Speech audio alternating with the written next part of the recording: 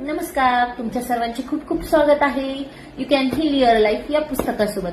तर काल आपण बघितलं होतं जे काही आपण वर्तमान जगतोय तर ते आपल्या पास्ट मधून आलेल्या गोष्टी आहेत आणि आज वर्तमान काळात आपण ज्या काही डिसिजन घेतोय ते आपलं फ्युचर घडवणार आहे, भविष्य आपलं घडवणार आहे. तर आपण जे काही सध्याच्या स्थितीला आहे ते आपल्या पास्टमुळे आहे, त्यामुळे मागचं विसरून जाण्यासाठी आधी क्षमा करायला शिकायला पाहिजे. तर ह्या सेशन मधून आपण क्षमा हे शिकतो. इथे लुईस सांगताय की भूतकाळ विसरून जाण्यासाठी आपण सर्वांना अगदी आपल्या सकट क्षमा करण्याची गरज आहे. आपण आपल्या स्वतःला पण क्षमा करायची, आपण ज्याचा कोणाचा राग मनात धरून ठेवलाय त्यांना पण क्षमा करायची आहे.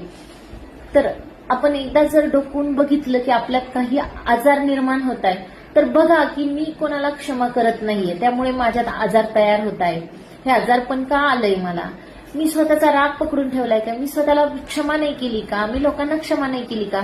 त्यामुळे मी आज झुजते ह्या प्रॉब्लेम मध्ये.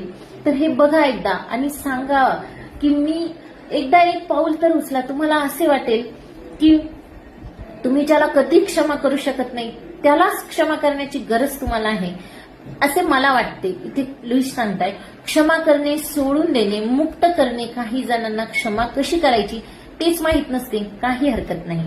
क्षमा करण्याची नुसती इच्छा सुद्धा पुरेशी आहे. ती कशी करायची ते परमेश्वर बघेल. तुमच्या मनात फक्त आणा की मी सर्वांना क्षमा करते आणि ज्यावेळेस तुम्ही स्वतःला आणि सर्वांना क्षमा करणार त्यावेळेस तुमचा रस्ता मोकळा होणार. काही भविष्याच्या गोष्टी तुम्हाला ऑटोमॅटिक तुमच्या लाईफमध्ये होणार. तर आजच मी उदाहरण देते की माझ्याकडे 10 वर्षापूर्वी त्यांना बेल्स पाल्सी म्हणजे चेहऱ्याचा पॅरालिसिस झाला होता. पूर्णपणे चेहरा त्यांचा वाकडा झाला होता. तर त्यांना मी जे समजून सांगितलं त्यानंतर त्यांनी मला सांगितलं की आजपर्यंत मी एवढे दवाखाने एवढे हॉस्पिटल फिरले पण तुमच्यासारखी डॉक्टर मला कुणीच भेटली नाही. अक्षरशः मी 10 वर्षापासून मास्क लावून फिरते. आज त्यांनी मास्क माझ्या समोर काढून ठेवला की मॅडम मी आजपासून मास्क लावणार नाही. तर त्यांना मी काय सांगितलं असेल की त्या इतक्या इन्स्पायर झाल्या. तर मी ह्याच पुस्तकातल्या काही गोष्टी त्यांना सांगितल्या की तुम्ही आतापर्यंत जे मास्क लावून फिरताय म्हणजे तुम्ही स्वतःला चौकोनात पॅक केलंय, तुम्ही क्षमा करत नाही. मला जे आजार झालाय, मला जे बेल्स पाल्सी झाली त्यामुळे माझा चेहरा वाकडा झालाय, त्याला पहिले तुम्ही एक्सेप्ट करा की माझ्या लाईफमध्ये हे घडलंय. लोकांना माफ करा आणि जे काही झालंय त्याला एक्सेप्ट करा. इथून मी तिच्याकडून हिलिंग करून घेतली, काही अफर्मेशन्स करून घेतल्या की मी स्वतःला माफ करते, मी आता जे काही माझ्यासोबत घडतंय त्याला मी एक्सेप्ट करते आणि आय लव्ह माय सेल्फ. मी स्वतःवर खूप प्रेम करते. ती म्हणे की मी आता किती दिवस झाले मी सेल्फी सुद्धा काढत नाही, मी व्यवस्थित राहत नाही कारण की माझा चेहरा वाकडा झालाय, मी मास्क मध्ये फिरते. आणि मी तिला त्यावर तेच सांगितलं की तुम्ही मास्क अजिबात लावू नका. तुम्ही स्वतःला सांगा की तुम्ही खूप छान आहे, बाकीचं शरीर बघा ना तुमचं किती छान आहे, फक्त चेहरा क्रॉस झालाय तर तुम्ही तिथंच स्वतःला अडकून ठेवले. तुम्ही आधी माफ करा, एक्सेप्ट करा. माझ्यासोबत ज्या गोष्टी घडल्याय त्याच्यासाठी मी पूर्णपणे स्वतःला एक्सेप्ट करते. आणि बघितलं तर नव्याने त्यांना एक नवी दिशा दिसली जेव्हा त्यांनी स्वतःला एक्सेप्ट केलं. अक्षरशः त्यांच्या डोळ्यात पाणी आलं की मॅडम खरंच तुमचे खूप धन्यवाद की मी कधीच मला वाटलं नव्हतं की मी मास्क सोडल आणि आज मी तुमच्या हॉस्पिटलमध्ये मास्क सोडून जाते आणि नेक्स्ट टाइम जेव्हा मी येईल ना तेव्हा मी खूप हसत हसत तुम्हाला भेटायला येईल. आणि एवढं प्रेम तिच्या डोळ्यातून दिसत होते, एवढे ब्लेसिंग देत होती ती मला की 10 वर्षापासून जी व्यक्ती चेहऱ्यासाठी झुजतीये, स्वतःला गिल्टमध्ये घेतीये, ती आज माझ्या 2 मिनिटाच्या बोलण्याने ती इतकी इन्स्पायर झाली आणि तिला तो आनंद वाटला की मी बरी होऊ शकते. ही एक आशा तिच्यात निर्माण झाली आणि त्या स्थितीपासून ती स्वतःला कॉन्फिडन्स समजायला लागली.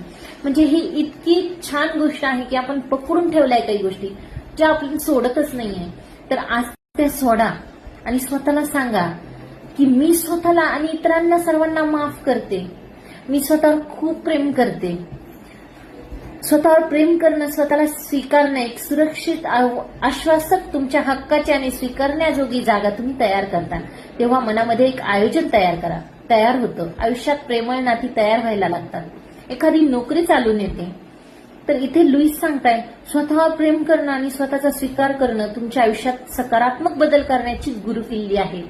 तर सर्वांनी रिअलाइज करा की आपण काय काय पकडून ठेवले, काय काय आजार आपल्यात तयार झाले आणि क्षमा करा. एक अफर्मेशन माझ्यासोबत बोला तुम्ही. डीप ब्रीथ घ्या, लांब श्वास घ्या, हळुवारपणे सोडा. आणि स्वतःला सांगा, मी सर्वांना माफ केलं आहे, मी स्वतःला माफ केलं आहे.